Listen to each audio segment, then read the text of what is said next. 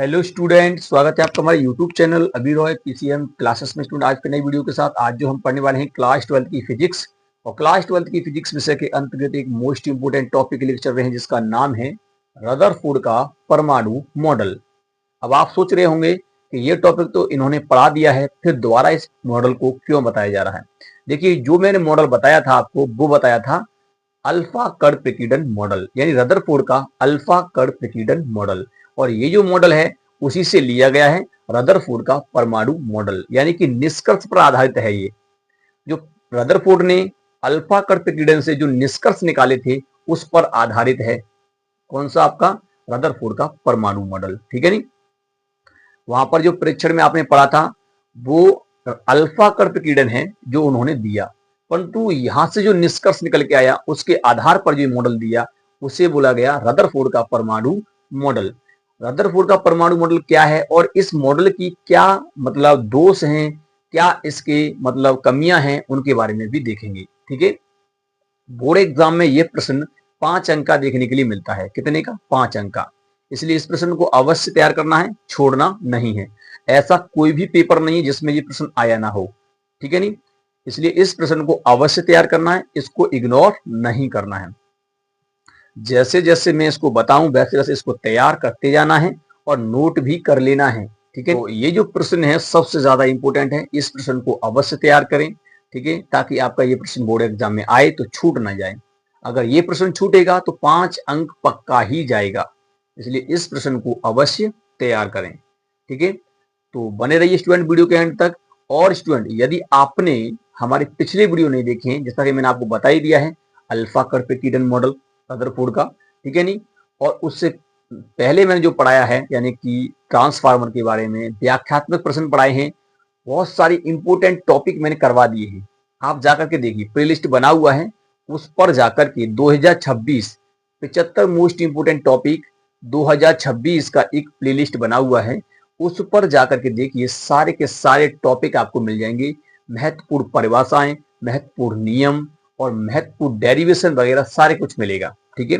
अभी मैं केवल आपको करवा रहा हूं व्याख्यात्मक प्रश्न, इनको तैयार कर लीजिए, ठीक है। नहीं, उसके बाद डेरिवेशन वगैरह भी मैं करवाऊंगा, ठीक है। केवल 75 टॉपिक ही आपको तैयार करने हैं, ठीक है। तो जाकर के उन वीडियो को भी देख लीजिए जो मैंने मोस्ट इंपोर्टेंट नियम करवाए हैं, मोस्ट इंपोर्टेंट डेफिनेशन करवाई हैं, और जो भी मैं व्याख्यात्मक प्रश्न करवा रहा हूं उनको भी देख लीजिए जाकर के, जैसे प्रत्यावर्ती धारा जनित्र, ट्रांसफार्मर, और आपका जैसे आइंस्टीन प्रकाश विद्युत समीकरण, ठीक है। वो तो नियम में आता है, आइंस्टीन प्रकाश विद्युत समीकरण, हाइगेंस का द्वितीयक तरंग सिद्धांत, ठीक है। ये सारे कुछ मैंने करवा दिए, जाकर के देख लीजिए ताकि आपके वो भी टॉपिक क्लियर हो जाए। ये प्रश्न बोर्ड एग्जाम में अभी 5 अंक के देखने के लिए मिलते हैं, और ये वाला जो आज जो प्रश्न पढ़ने वाले हैं ये भी 5 अंक का आता है, ठीक है स्टूडेंट।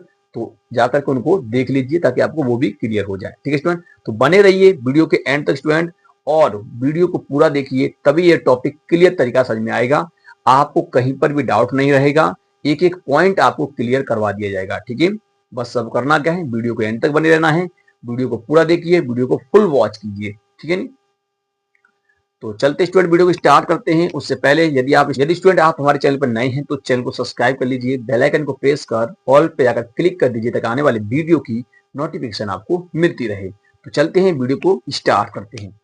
तो चलिए स्टूडेंट, बात करने वाले हैं रदरफोर्ड का परमाणु मॉडल। देखिए, रदरफोर्ड का परमाणु मॉडल जो है वो अल्फा कर्ड प्रेसिडेंट के जो अल्फा कर्ड प्रेसिडेंट जो मॉडल था रदरफोर्ड का 1911 में दिया था। कब दिया था? 1911 में। तो 1911 में रदरफोर्ड ने अपना एक मॉडल जो दिया था उसी के आधार पर, यानी कि इन्होंने अपना एक मॉडल निकाला निष्कर्ष पर, उसको बोला गया रदरफोर्ड का परमाणु मॉडल। और ये बोर्ड एग्जाम में आपका अक्सर आता ही है, ठीक है। नहीं, तो रदरफोर्ड ने अपने निष्कर्ष के आधार पर एक मॉडल दिया था 1911 में, ठीक है। क्या बताया था उन्होंने? ये बताया था, देखिए ये सारे कुछ पॉइंट आपके यहाँ पर लिखे हुए हैं, इन पॉइंटों को भी देखना है और इसकी कमियां क्या है वो भी देखना है।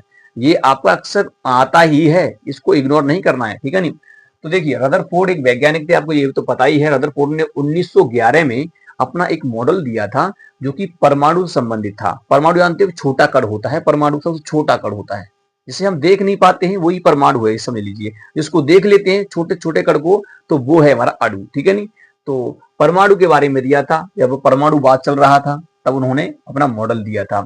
डाल्टन का परमाणु मॉडल, थॉमसन का परमाणु मॉडल, रदरफोर्ड का परमाणु मॉडल। इसके बाद आएगा आपका कौन, नील्स बोर का परमाणु मॉडल। ठीक है नहीं, इनकी कमियां थी कुछ, उनको सुधारा था। ठीक है नहीं, तो चलिए देखिए रदरफोर्ड ने क्या बताया था। रदरफोर्ड ने ये बताया था कि जो परमाणु होता है वो ये तो पता है कि एक कैसा होता है, एक गोला होता है परंतु एक छोटा सा कण होता है परमाणु, है ना। और अल्फा कण प्रकीर्णन में मैंने बताया था कि अल्फा कण प्रकीर्णन के आधार पर जब हमने अल्फा कण प्रकीर्णन को डाला सोने की पन्नी पर, तो क्या हुआ कि हमने वहां पर देखा कि परमाणु का अधिकांश भाग खाली हमें मिला था। और वहां पर हमें दिखाई दिया था कि जो समस्त द्रव्यमान है वो कहां पर था, उसके केंद्र में था। और दूसरी बात, तीसरी बात ये थी कि इन्होंने बताया था कि जो यहाँ पर द्रव्यमान उपस्थित है वो नाभिक है, इन्होंने उसका नाम दिया था। अब इन्होंने कुछ और भी बताया था, वो भी देखिए। तो इन्होंने क्या बताया, देखिए पहला पॉइंट तो ये है कि परमाणु जो है एक गोलाकार होता है। कैसा होता है, गोलाकार, गोल, जैसे आपको दिखाई दे रहा है ये परमाणु है। मैंने परमाणु की संरचना यहाँ पर बनाई रखी है, आप देख सकते हैं। ये इसका नाभिक है, ये क्या आपको दिखाई दे रहा है, ये क्या है, परमाणु है, यानी ये परमाणु की संरचना है। तो देखिए इसी प्रकार से होती है परमाणु की संरचना। परमाणु सबसे छोटा कण होता है। देखिए परमाणु होता क्या है, परमाणु अगर परिभाषा को आपको देखेंगे तो ये दिखाती है कि परमाणु एक छोटे से छोटा कण होता है जो स्वतंत्र अवस्था में नहीं रह सकता परंतु रासायनिक अवक्रिया में भाग लेता है। यानी कि रासायनिक अवक्रिया इसी की वजह से होती है, परमाणुओं की वजह से होती है। तो यानी कि ये है आपका परमाणु, कुछ इस प्रकार से दिखाई देता है। ऐसे जूम करके देखेंगे तो ऐसे दिखाई देगा, ठीक है ना। तो यानी कि छोटा सा परमाणु जिसे हम देख ना पाए उसे कहते हैं परमाणु, और जिसको हम देख सकें उसे कहते हैं अणु। ठीक है नहीं, तो ये आपको जो गोल गोल दिखाई दे रहा है ना, ये क्या है, आपका परमाणु है। अब देखिए इस परमाणु, देखिए गोल है इसका मतलब गेंद की तरह है, ना कि आप इसे समझें कि वृत्त की तरह है। वृत्त की तरह नहीं है, ये गेंद की तरह है। ठीक है नहीं, तो गेंद जैसे गेंद होती है ना, इसी प्रकार से गेंद रखी हुई है इस प्रकार से। तो इसके बीचा बीच में एक छोटा सा आपको ये दिखाई दे रहा है, ये भाग, इसे बोलते हैं नाभिक। क्या बोलते हैं इसको हम, इसको बोलते हैं नाभिक। तो ये नाभिक होता है, क्या होता है, ये नाभिक। और इसी नाभिक में उपस्थित होते हैं तुम्हारे प्रोटॉन और न्यूट्रॉन। अब एक बात बताइए, प्रोटॉन और न्यूट्रॉन की खोज किसने की थी। तो देखिए प्रोटॉन की खोज की थी रदरफोर्ड ने। किसने की थी, रदरफोर्ड ने। क्योंकि नाभिक की खोज किसने की थी, रदरफोर्ड ने। और प्रोटॉन की खोज किसने की थी, रदरफोर्ड ने। परंतु न्यूट्रॉन की खोज की बात करेंगे तो वो की थी चैडविक ने। अगर हम न्यूट्रॉन की खोज की बात करेंगे तो वो की थी चैडविक ने की थी। किसने की थी, चैडविक ने। अच्छा इलेक्ट्रॉन की खोज किसने की थी फिर, तो इलेक्ट्रॉन की खोज की थी आपकी किसने, थॉमसन, यानी कि जे थॉमसन, जिसको कभी कभी टॉमसन भी बोल देते हैं। क्या बोल देते हैं, टॉमसन। ठीक है नहीं, तो वो जे थॉमसन बोलते हैं। ठीक है नहीं, तो ये होता है आपका परमाणु। और परमाणु का सबसे छोटा सा भाग दिखाई दे रहा है, इसे बोलते हैं नाभिक। और इसमें प्रोटॉन और प्लस न्यूट्रॉन होता है। तो नाभिक के बारे में सबसे पहले किसने बता दिया था, रदरफोर्ड ने बता दिया था। ठीक है, तो आपको ध्यान रखना है। ठीक है, और इसके अंदर जो होता है वो होता है प्रोटॉन और न्यूट्रॉन होता है। ठीक है, तो यानी कि ये क्या कह रहा है, ये पहला पॉइंट कह रहा है, पहला पॉइंट कह रहा है कि परमाणु गोलाकार होता है। कैसा होता है, गोलाकार। यानी कि जो परमाणु जो होता है वो गोलाकार होता है, गोल गेंद की तरह। कैसा होता है, गोल गेंद की तरह होता है, जिसके नाभिक में संपूर्ण धनावेश, यानी कि जिसके नाभिक में, तो नाभिक कहां, ये बीचा बीच में जो नाभिक है इसमें संपूर्ण धनावेश होता है। यानी कि धन यानी पॉजिटिव, पॉजिटिव चार्ज होता है, इसका मतलब इसके अंदर। तो धनावेश और द्रव्यमान केंद्रित होता है। यानी कि जो भी परमाणु का समस्त द्रव्यमान जो है वो कहां होगा, केंद्र के अंदर होगा, यानी केंद्र में होगा, नाभिक में होगा। कहां होगा, नाभिक में होगा। ठीक है नहीं, तो वही कह रहा है पहला कि परमाणु गोलाकार होता है जिसके नाभिक में संपूर्ण धनावेश और द्रव्यमान केंद्रित होता है। यानी कि जिसका जो द्रव्यमान है, धनावेश है, वो कहां उपस्थित होता है, परमाणु के नाभिक में उपस्थित होता है। यानी कि परमाणु का समस्त द्रव्यमान जो होता है वो नाभिक में होता है, छोटे से भाग में केंद्रित होता है। ठीक है, ये पहला पॉइंट था, इसको तैयार करना है। क्या बताया कि पहला पॉइंट बताया था कि रदरफोर्ड ने कि जो परमाणु का जो समस्त द्रव्यमान होता है और धनावेश जो होता है वो परमाणु के एक नाभिक में उपस्थित होता है, छोटे से भाग में। ठीक है नहीं, कहां से मिला ये हमें मिला था रदरफोर्ड के अल्फा कण प्रकीर्णन से। क्योंकि वही तो बताया था कि कुछ कण ऐसे थे जो 90 डिग्री पर क्या हो गए थे, यानी कि प्रतिच्छेद मतलब विक्षेपित हुए थे। यानी कि 90 के डिग्री कोण पर विक्षेपित हुए थे सोने की पन्नी से, सोने की पन्नी से। तब वहां पर बताया था कि इसका मतलब ये है कि इनका जो भी हम जहां पर जा रहे हैं ना, तो वो एक छोटे से भाग में उपस्थित है, यानी एक छोटा सा एक बीच में भाग है जिसे नाभिक बोलते हैं। और इसी के अंदर क्या है, इसी के अंदर है आपका धनावेश। क्यों धनावेश कैसे पता पड़ा कि जैसे ही अल्फा कण गया और एक अल्फा कण सीधा गया और फिर वापस लौट आया, इसका मतलब क्या है कि इसके अंदर क्या है भाई, इसके अंदर जो यहां से गया है वहां पर एक नाभिक है और वो छोटे से भाग में है, केवल एक ही परमाणु लौट के आ रहा है, ठीक है, इसलिए। और बाकी परमाणु क्या हो रहे हैं, विक्षेपित हो रहे हैं कोण से, किसी ना किसी कोण से। इसका मतलब पॉजिटिव है, उसके अंदर क्या है, पॉजिटिव। अल्फा कण कैसा होता है, पॉजिटिव होता है, मैंने पढ़ा दिया है, आप जाकर देख लीजिए, ठीक है नहीं। तो अल्फा कण होता है पॉजिटिव, और पॉजिटिव जाएगा पॉजिटिव के पास तो पॉजिटिव क्या कर देगा, दूर हटाएगा उसको, ठीक है नहीं। तो वहां से पता लगाया कि इसमें एक नाभिक भी होता है, और समस्त द्रव्यमान जो होता है कहाँ होता है, नाभिक में उपस्थित होता है, छोटे से भाग में, ठीक है नहीं। तो वो बताया था, जब कण 180 पर गया और मतलब सीधा गया और सीधा लौट आया, 180 डिग्री कोण पर लौट के आया, तो अब कहा कि इसका एक छोटे से भाग में ही क्या होता है, सारा का सारा द्रव्यमान उपस्थित होता है, धनावेश भी होता है, ठीक है नहीं। और वो होता है आपका नाभिक। क्लियर, ये ध्यान रखना। तो पहला पॉइंट यही कह रहा है, एक बार फिर से पढ़ के मैं सुना देता हूं आपको। परमाणु गोलाकार होता है, यानी गोल गेंद की तरह, जिसके नाभिक में संपूर्ण धनावेश यानी कि ये वाला नाभिक और द्रव्यमान केंद्रित होता है, ठीक है। ये पहला पॉइंट है, याद रखना है। दूसरा पॉइंट क्या कह रहा है कि इलेक्ट्रॉन नाभिक के चारों ओर वृत्ताकार पथ में अत्यंत तीव्र गति से चक्कर लगाते हैं। रदरफोर्ड ने बताया था कि जो इलेक्ट्रॉन होते हैं ना, अच्छा देखिए मैंने यहाँ इलेक्ट्रॉन दो नहीं दिखाया आपको, अब इसके चारों तरफ होते हैं इलेक्ट्रॉन, नाभिक के चारों तरफ। इन्होंने कक्षाएं नहीं बताई थी, इन्होंने कक्षाओं के बारे में नहीं बताया, इन्होंने केवल बताया कि इलेक्ट्रॉन चक्कर लगाता है। अब कैसे चक्कर लगाता है, वृत्ताकार। तो मान लीजिए देखिए यहाँ इलेक्ट्रॉन है, यहाँ पर क्या है, यहाँ मान लो, या यहाँ मान लो, या यहाँ मान लो, तो यही मान लेते हैं, ठीक है नहीं। तो यहाँ मान लेते हैं, तो ये इलेक्ट्रॉन चक्कर लगा रहा है। ये कक्षाएं मैंने बना रखी हैं, परंतु कक्षाओं के बारे में उन्होंने बताया नहीं। तो इलेक्ट्रॉन जो है ना, इलेक्ट्रॉन एक चक्कर लगाता है और इलेक्ट्रॉन पर चार्ज होता है नेगेटिव, तो इलेक्ट्रॉन घूमेगा, वृत्ताकार घूमेगा। कह रहा है देखो यहाँ पर इलेक्ट्रॉन नाभिक के चारों ओर, नाभिक ये है तो इसके चारों ओर ऐसे घूमेगा ना, वृत्ताकार पथ में अत्यंत तीव्र गति से चक्कर लगाता है, बहुत तीव्रता से गति करता है इलेक्ट्रॉन, ठीक है नहीं, चक्कर लगाता है। तो अब देखिए जो इलेक्ट्रॉन गति कर रहा है ये वृत्ताकार कर रहा है। कैसे कर रहा है, ये जो इलेक्ट्रॉन गति कर रहा है वो कैसी गति कर रहा है, वृत्ताकार गति कर रहा है। तो इन्होंने दूसरे पॉइंट में यही बताया कि इलेक्ट्रॉन नाभिक के चारों ओर वृत्ताकार पथ में अत्यंत तीव्र गति से चक्कर लगाता है, परंतु ये नहीं बताया कि ये फिक्स कक्षाओं में गति करता है या कक्षाएं होती हैं ऊर्जा स्तर में गति, नहीं, वो बताया था नील्स बोर ने कि ये कक्षाओं में गति करते हैं, ठीक है नहीं। अब देखिए इन्होंने तो खाली इतना बताया कि वृत्ताकार घूमता है नाभिक के चारों तरफ, ठीक है, बस इतना बताया था। तो दूसरा पॉइंट क्या कह रहा है इनका, इलेक्ट्रॉन नाभिक के चारों ओर वृत्ताकार पथ में अत्यंत तीव्र गति से चक्कर लगाते हैं, ये इनका दूसरा पॉइंट है, इसको तैयार कर लेना है, ठीक है। आगे देखिए तीसरा पॉइंट कह रहा है, ये तीसरा पॉइंट आपको जो कह रहा है वो क्या कह रहा है, नाभिक और इलेक्ट्रॉन, नाभिक और इलेक्ट्रॉन आपस में विद्युत स्थितिक बल के द्वारा बंधे रहते हैं। अच्छा बताइए विद्युत स्थितिक बल क्या होता है, मैंने पढ़ा दिया है, कूलॉम का नियम, बड़ा सिंपल है, शुरुआत में ही इसका मतलब जिक्र होता है। जब आवेश पढ़ाते हैं तो आवेशों के मध्य जो बल के बारे में पढ़ाते हैं वहीं इसका जिक्र होता है, कूलॉम का नियम, ठीक है नहीं। चार्ल्स ऑगस्टीन डी कूलॉम एक वैज्ञानिक थे, इन्होंने आवेशों के संबंध में मतलब मध्य जो बल लगता है उसके बारे में नियम दिया था, तो उसे बोला गया विद्युत स्थितिक बल, विद्युत स्थितिक बल, ठीक है नहीं, क्या बोलते हैं, विद्युत स्थितिक बल।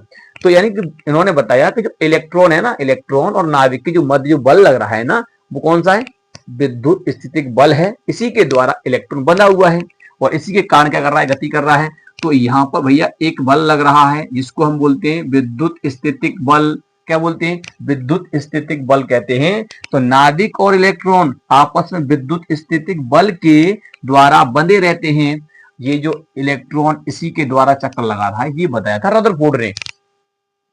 यहाँ जो बल लग रहा है इनके बीच में कौन सा लग रहा है, विद्युत स्थितिक बल, क्योंकि ये नेगेटिव ये पॉजिटिव, तो ये खींचेंगे, ये जो खींचेगा इसको और ये खींचेगा इसको, नाभिक में द्रव्यमान होता है तो भाई ये भारी होगा, तो ये तो खींच नहीं पाएगा इसको, तो ये यही तो खींचेगा। परंतु ये बताया इन्होंने कि जो इलेक्ट्रॉन है इसके द्वारा चक्कर लगाता है यहाँ पर, ठीक है, क्या लगाता है, चक्कर लगाता है और वृत्ताकार घूमता है, ये तो बता ही दिया था ऊपर, ठीक है नहीं। और इनके मध्य जो बल लगता है वो कौन सा होता है, विद्युत स्थितिक बल होता है। यानी कि हम कह सकते हैं कि इलेक्ट्रॉन और नाभिक के मध्य में जो एक बल लगता है विद्युत स्थितिक बल, वो इनको बांधे रखता है, इलेक्ट्रॉन को बांधे रखता है। तो तीसरा पॉइंट आपको क्लियर हुआ। तीसरा पॉइंट क्या कह रहा है कि नाभिक और इलेक्ट्रॉन आपस में विद्युत स्थितिक बल के द्वारा बंधे रहते हैं। जो नाभिक और जो इलेक्ट्रॉन है इनके मध्य कौन सा बल लग रहा है, विद्युत स्थितिक बल। इसी के कारण क्या होते हैं, ये इलेक्ट्रॉन चक्कर लगा रहे हैं, वृत्ताकार घूम रहे हैं और इसी के कारण ये बंधे रहते हैं, कहीं जाता नहीं है, इलेक्ट्रॉन बंधा रहता है इस बल के कारण। ये बताया था इन्होंने तीसरे में।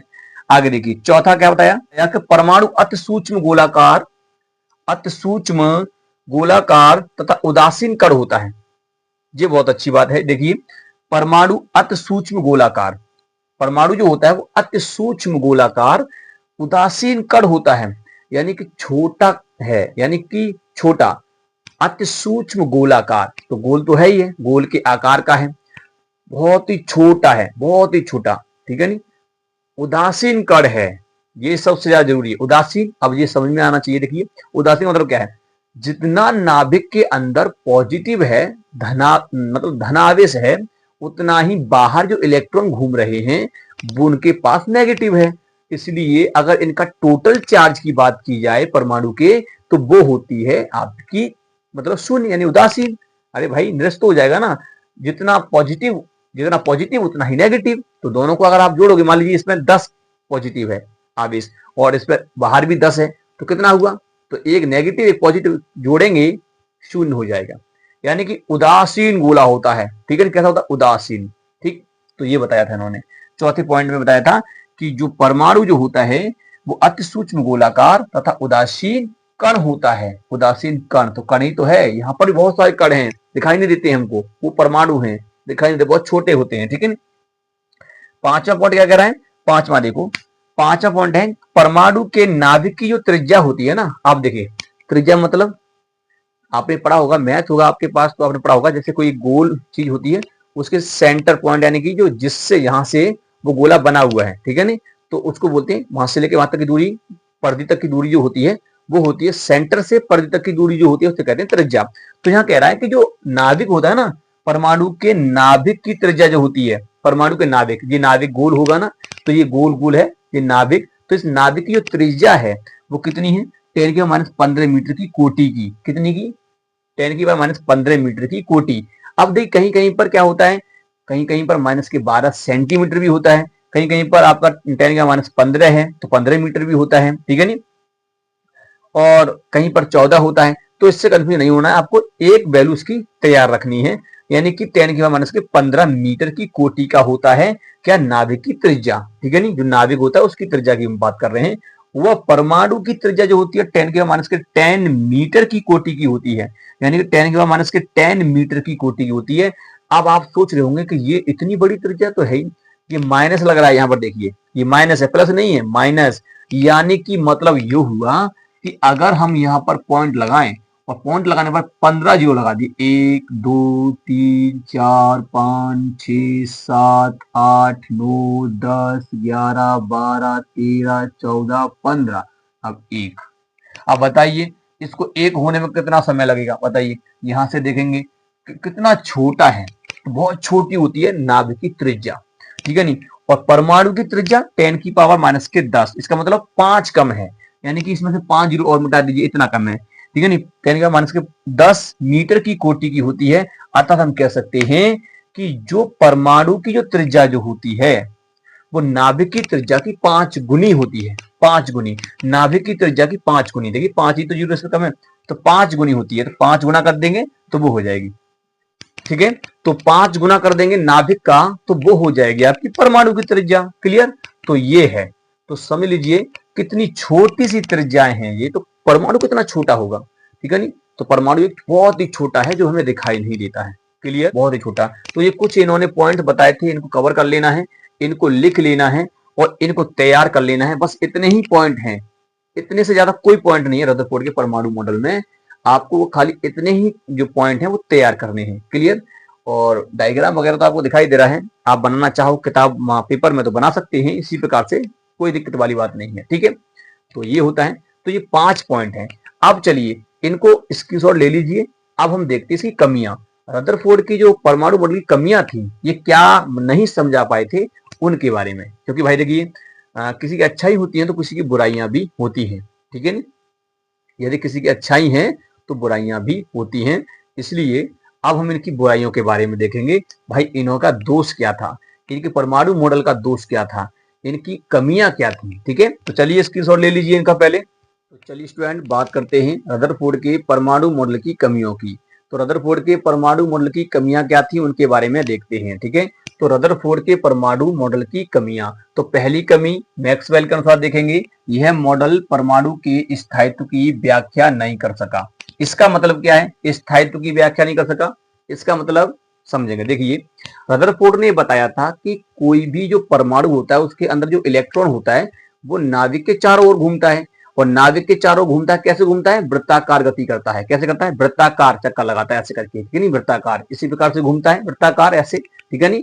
तो ये बात मैक्सवेल ने पकड़ी और मैक्सवेल ने कहा कि अगर कोई भी इलेक्ट्रॉन वृत्ताकार गति करेगा, यदि कोई भी आवेश वृत्ताकार गति करेगा तो वो त्वरित गति करेगा। कैसी गति करेगा, त्वरित गति। अच्छा त्वरित गति क्या होती है, यानी कि त्वरण में गति, यानी कि अगर कोई भी वस्तु वृत्ताकार घूमेगी तो फिजिक्स का नियम कहता है कि वहां पर उसका वेग बदलेगा, और अगर वेग बदलेगा तो वो वस्तु त्वरित गति करेगी। कैसी गति करेगी, त्वरित गति करेगी। यानी कैसी गति करेगी, त्वरित गति। तो समझिए, देखिए मैक्सवेल ने बताया था कि अगर कोई भी आवेश अगर त्वरित गति कर रहा है तो वो ऊर्जा को उत्सर्जित करता है। क्या करता है, ऊर्जा को उत्सर्जित करता है, और जिससे उसकी ऊर्जा कम होती जाती है, किसकी, इलेक्ट्रॉन की। तो समझिए यहाँ पर जैसे मान लीजिए कोई एक वृत्ताकार पथ है ये ऐसे करके, और अगर यहाँ पर कोई भी एक इलेक्ट्रॉन मान लीजिए ये कैसे घूम रहा है, वृत्ताकार घूम रहा है, तो अगर मैं इस पॉइंट पर इलेक्ट्रॉन की चाल की यानी वेग की डायरेक्शन देखूं तो इस प्रकार से, इस पर से खींचूंगा इस पर और ऐसे करके मिलेगी मुझे, और इस पॉइंट पर देखूंगा तो इस प्रकार से मिलेगी मुझे यहाँ पर, ठीक है नहीं, और इस पॉइंट पर देखूंगा तो इस प्रकार से मिलेगी, ठीक है नहीं, और इस पॉइंट पर देखूंगा, यानी इस पर से खींचते जाइए हर एक पॉइंट पर तो आपको उसकी डायरेक्शन पता पड़ जाएगी, किसकी, इलेक्ट्रॉन के वेग की डायरेक्शन। तो आप देखेंगे प्रत्येक बिंदु पर अलग अलग है। तो अगर कोई भी वस्तु वृत्ताकार घूमे या कोई भी आवेश वृत्ताकार घूमे तो क्या करता है, वो त्वरित गति करता है। कैसा करता है, त्वरित गति। तो यहाँ पर देखिए ऐसे ही तो हो रहा था। रदरफोर्ड ने बताया कि इलेक्ट्रॉन वृत्ताकार घूमता है, तो अगर वृत्ताकार घूमता है इलेक्ट्रॉन तो वो त्वरित गति करेगा, और अगर त्वरित गति करेगा तो ये क्या करेगा, विकर्ण उत्सर्जित करेगा। क्योंकि मैंने एक पढ़ाया है आपको चैप्टर विद्युत चुम्बकीय तरंग, मैक्सवेल ने विद्युत चुम्बकीय तरंग की खोज की थी, और उनने किसके आधार पर की थी, एक त्वरित आवेश पर। यानी कि जब एक आवेश त्वरित गति करता है तो विद्युत चुम्बकीय तरंग उत्पन्न करता है, यानी विकर्ण उत्पन्न करता है, ठीक है नहीं। तो ऐसे ये इलेक्ट्रॉन क्या कर रहा है, यहाँ वृत्ताकार घूम रहा है तो ये विकर्ण उत्पन्न करेगा। तो रदरफोर्ड ने बताया था कि यानी कि कोई भी इलेक्ट्रॉन जो होता है वो क्या करता है, नाभिक के चारों ओर वृत्ताकार घूमता है, और वृत्ताकार घूमेगा तो वो क्या करेगा, एक त्वरित गति करेगा। कैसी गति करेगा, त्वरित गति। और त्वरित गति करता हुआ आवेश विकर्ण को उत्सर्जित करता है। क्या करता है, विकर्ण उत्सर्जित करता है, और ये विकर्ण जब उत्सर्जित करेगा तो उसके साथ ऊर्जा का भी लॉस होता है, तुम्हें पता होना चाहिए। तो वो ऊर्जा छोड़ेगा, क्या करेगा, ऊर्जा छोड़ेगा। तो ये इलेक्ट्रॉन अपनी ऊर्जा को कम करता जाएगा, क्योंकि जैसे ही चक्कर लगाता जाएगा तो उसकी ऊर्जा में क्या हो जाएगी, कमी होती जाएगी, क्योंकि ये लगातार विकर्ण को उत्सर्जित कर रहा है। लगातार यहाँ पर क्या करेगा, विकर्णों को उत्सर्जित कर रहा है, तो वहां पर ऊर्जा का लॉस कर रहा है, ऊर्जा उत्सर्जित कर रहा है, ठीक है नहीं। अब ये ऊर्जा जब उत्सर्जित होगी तो इलेक्ट्रॉन की शक्ति जो होगी वो कम होती जाएगी, यानी एनर्जी कम होती जाएगी। तो इलेक्ट्रॉन धीरे धीरे धीरे धीरे गति करते हुए वृत्ताकार नाभिक की ओर आएगा। कहाँ आएगा, नाभिक की ओर। तो मान लीजिए यहाँ पर, मान लीजिए इसका नाभिक है ये, तो इलेक्ट्रॉन क्या होगा, धीरे धीरे गति करते हुए, वृत्ताकार गति करते हुए घूमते घूमते घूमते घूमते कहाँ आ जाएगा, नाभिक में आकर के लगेगा। अगर देखा जाए तो रदरफोर्ड के परमाणु मॉडल के आधार पर देखा जाए तो यहाँ पर क्या होगा, इलेक्ट्रॉन जो है वो वृत्ताकार गति करते करते कहाँ आ जाएगा, नाभिक में आ जाएगा, क्योंकि इलेक्ट्रॉन अपनी ऊर्जा को लगातार उत्सर्जित कर रहा है। और अगर कोई इलेक्ट्रॉन, अब देखिए इलेक्ट्रॉन जब कोई विकर्ण उत्सर्जित करेगा, जब कोई इलेक्ट्रॉन वृत्ताकार गति करेगा तो वो क्या करेगा, विकर्ण उत्सर्जित करेगा, और विकर्ण उत्सर्जित करेगा तो वो क्या करेगा, कुछ ऊर्जा की हानि करेगा, ऊर्जा उत्सर्जित करेगा, जिससे क्या होगा, इलेक्ट्रॉन की जो ऊर्जा में कमी होगी। इलेक्ट्रॉन की जब ऊर्जा में कमी होगी तो इलेक्ट्रॉन क्या होगा, घूमते हुए, गोल गोल घूमते हुए, यानी वृत्ताकार घूमते हुए कहां जाके लगेगा, नाभिक में जाके लगेगा, क्योंकि नाभिक इसको अपनी ओर खींच लेगा, क्योंकि नाभिक की तो शक्ति उतनी है, परंतु इलेक्ट्रॉन की ऊर्जा कम हो गई है, क्योंकि ये विकर्ण उत्सर्जन कर रहा है, क्योंकि ये त्वरित गति कर रहा था। इसलिए जब कोई आवेश त्वरित गति करता है तो वह क्या करता है, विकर्ण उत्सर्जन करता है, उसके साथ ऊर्जा को भी छोड़ता है। तो ऊर्जा छोड़ रहा है तो ये लगातार ऊर्जा छोड़ेगा, तो इलेक्ट्रॉन की ऊर्जा कम होती जाएगी और इलेक्ट्रॉन घूमते हुए कहां कर लगेगा, नाभिक में लगेगा। और जब इलेक्ट्रॉन नाभिक में घुस जाएगा तो इसका मतलब यह है कि परमाणु का कोई अस्तित्व नहीं रहेगा, और जो कि ये संभव नहीं है। तो यही थी इनकी पहली कमी, क्या थी कि यह मॉडल परमाणु के स्थायित्व की व्याख्या नहीं कर सका, ठीक है नहीं, इसके स्थायित्व को नहीं समझा सका, रदरफोर्ड का परमाणु मॉडल, ठीक है। तो ये थी, ठीक है। दूसरी कमी क्या थी कि यह मॉडल परमाणु के इलेक्ट्रॉन संरचना की व्याख्या नहीं कर सका।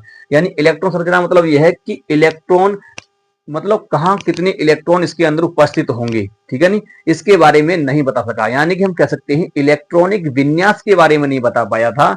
इलेक्ट्रॉनिक विन्यास यानी कि इलेक्ट्रॉनों को ये सजा नहीं पाए कि कौन सी जगह पर, यानी किस कक्षा में कितने इलेक्ट्रॉन होंगे, किस कक्षा में कितने इलेक्ट्रॉन होंगे, उनके बारे में ये नहीं बता पाए थे। यानी इलेक्ट्रॉनिक विन्यास के बारे में ये कुछ नहीं बता पाए।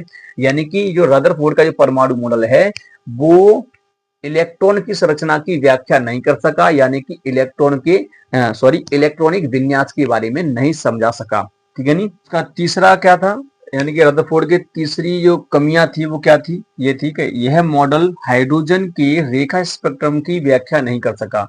रेखा स्पेक्ट्रम का मतलब क्या है, तो देखिए ये रदरफोर्ड ने बताया था कि जो परमाणु के अंदर जो इलेक्ट्रॉन है वो नाभिक के चारों ओर घूम रहे हैं, परंतु नाभिक के चारों ओर वृत्ताकार घूम रहे हैं। कैसे घूम रहे हैं, वृत्ताकार घूम रहे हैं। अगर वृत्ताकार घूमेगा तो समझिए, देखिए मैं यहाँ से इसको हटा देता हूँ अभी, क्योंकि ये इसने नहीं बताया था, यानी कक्षाओं के बारे में तो बताया नहीं था, तो यहाँ पर हम कक्षाएं लेंगे नहीं, क्योंकि इस मॉडल के अंदर, ठीक है नहीं, तो कक्षाओं के अंदर नहीं, इन्होंने कक्षा के बारे में नहीं बताया था, जो कक्षाएं थी उनके बारे में नहीं बताया। तो जो इलेक्ट्रॉन है वो कैसे घूम रहा है, वृत्ताकार घूम रहा है। तो ये क्या करेगा, अब जब कोई इलेक्ट्रॉन वृत्ताकार घूमता है तो उसकी एनर्जी क्या होती है, लॉस होती है, यानी कि वो त्वरित गति करता है, विकर्ण उत्सर्जित करता है। इसलिए तो ये इलेक्ट्रॉन क्या होगा, घूमते हुए क्या करेगा, जैसे इसकी एनर्जी कम होती जाएगी, एनर्जी कम होती जाएगी, तो ये क्या होगा कि ये नाभिक की ओर आता जाएगा। इस प्रकार से घूमते हुए क्या होगा, ये नाभिक की ओर आएगा इस प्रकार से, और नाभिक में समाहित हो जाएगा। तो इसका मतलब इसका अस्तित्व नहीं रहेगा जब नाभिक में आ जाएगा। तो ये कौन ने बताया था, रदरफोर्ड ने बताया था, ठीक है नहीं। तो ये अगर ये इलेक्ट्रॉन वृत्ताकार घूम रहा है तो अपनी एनर्जी को लॉस कर रहा है, और वो किसमें, विकर्ण के रूप में। तो यानी कि विकर्ण यहाँ से उत्सर्जित कर रहा है। तो यहाँ पर तीसरी कमी ये थी कि यह मॉडल हाइड्रोजन के रेखा स्पेक्ट्रम की व्याख्या नहीं कर सका। रेखा स्पेक्ट्रम यानी हाइड्रोजन परमाणु का रेखा स्पेक्ट्रम को समझा नहीं सका, क्योंकि देखिए अगर इस मॉडल के अनुसार देखा जाए तो इलेक्ट्रॉन लगातार एनर्जी को दे रहा है, तो एक सतत यहाँ पर क्या आना चाहिए, सतत आना चाहिए। सतत का मतलब होता है कि यानी कहीं पर भी इसका मतलब ये गैप नहीं होना चाहिए लाइन में, कहीं पर भी थोड़ा सा भी गैप नहीं होना चाहिए। इस प्रकार से सतत आना चाहिए, इस प्रकार से, ठीक है नहीं, इस प्रकार से क्या आना चाहिए, सतत आना चाहिए, इस प्रकार से आना चाहिए, पट्टी एक पूरी सिंगल, ठीक है नहीं। तो परंतु ऐसा नहीं देखने के लिए मिला, हाइड्रोजन स्पेक्ट्रम में देखने को मिला, यानी कि लाइनिंग स्पेक्ट्रम मिला, इस प्रकार से गैप था। यानी कि इसका मतलब कहीं पर ऊर्जा है कहीं पर नहीं है, फिर खाली फिर ऊर्जा, इस प्रकार से। यानी कि जो विकर्ण जो है इस प्रकार से उत्सर्जित हो रहे हैं कि मतलब लाइनिंग स्पेक्ट्रम बढ़ रहा है। कैसा बढ़ रहा है, लाइनिंग स्पेक्ट्रम बढ़ रहा है। तो इसलिए ये जो मॉडल था ये हाइड्रोजन के रेखा स्पेक्ट्रम को नहीं समझ सका। रेखा स्पेक्ट्रम का मतलब क्या होता है, स्पेक्ट्रम का मतलब होता है जैसे मान लीजिए प्रकाश जो होता है, प्रकाश जब किसी श्वेत प्रकाश जब किसी प्रिज्म पर पड़ता है तो वो 7 रंग में बट जाता है, तो उसकी देखा है पट्टियां बन जाती है रंग की, तो वो क्या होता है, स्पेक्ट्रम होता है ना। ऐसे ही यहाँ पर परमाणु का स्पेक्ट्रम होता है। परमाणु जब ये विकर्ण उत्सर्जन करता है तो एनर्जी उत्सर्जन करता है, तो यहाँ पर क्या बन जाती है, लाइनिंग बन जाती है, लाइन, ठीक है, ये लाइन बन जाती है। ये ऊर्जा जहां से उत्सर्जित हो रही है विकर्ण, यहाँ से जो विकर्ण उत्सर्जित हो रहे हैं उससे क्या बन जाता है, यहाँ पर एक लाइनिंग स्पेक्ट्रम बन जाता है। परंतु ये लाइनिंग स्पेक्ट्रम होता है, सतत नहीं होता है। ये मॉडल तो कहता है कि इलेक्ट्रॉन वृत्ताकार घूम रहा है, वृत्ताकार घूम रहा है तो इलेक्ट्रॉन त्वरित गति करेगा, त्वरित गति करेगा तो इलेक्ट्रॉन लगातार एनर्जी को लॉस करेगा, तो लगातार एनर्जी को देगा तो यहाँ सतत होना चाहिए, परंतु लाइनिंग क्यों आया? तो इसलिए ये जो मॉडल था वो हाइड्रोजन के रेखा स्पेक्ट्रम की व्याख्या नहीं कर सका था, हाइड्रोजन के रेखा स्पेक्ट्रम की व्याख्या नहीं कर सका। ठीक है नहीं? तो ये थी इनकी क्या कमियां थी जो कि मैंने आपको बताई। ये कमियां बोर्ड एग्जाम में ऐसी की ऐसी आपको लिखनी है। ठीक है नहीं? तो ये थी इसकी हाइड्रोजन मतलब कमी, यानी कि ये जो मॉडल था रदरफोर्ड का हाइड्रोजन की रेखा स्पेक्ट्रम की व्याख्या नहीं कर सका। ठीक है नहीं? तो ये है रदरफोर्ड के परमाणु मॉडल की कमियां। तो स्टूडेंट उम्मीद करते हैं आपको समझ में आ गई होंगी। इनको एक बार और देख लीजिए ताकि आपको क्लियर हो जाए। ये बोर्ड एग्जाम में अक्सर पूछी जाती है। ठीक है नहीं? रदरफोर्ड का परमाणु मॉडल क्या है, तो इसकी कमियों को लिखिए। ठीक है? इसी प्रकार से लिखना है। तो स्टूडेंट उम्मीद करते हैं समझ में आ गया होगा, वीडियो पसंद आया होगा। वीडियो पसंद आया तो वीडियो को एक बार लाइक कर दीजिए, चैनल को सब्सक्राइब कर बेल आइकन को प्रेस जरूर कर दीजिए ताकि आने वाले वीडियो की नोटिफिकेशन आपको मिलती रहे। अब मिलेंगे नेक्स्ट वीडियो में नए टॉपिक के साथ, तब तक के लिए जय हिंद।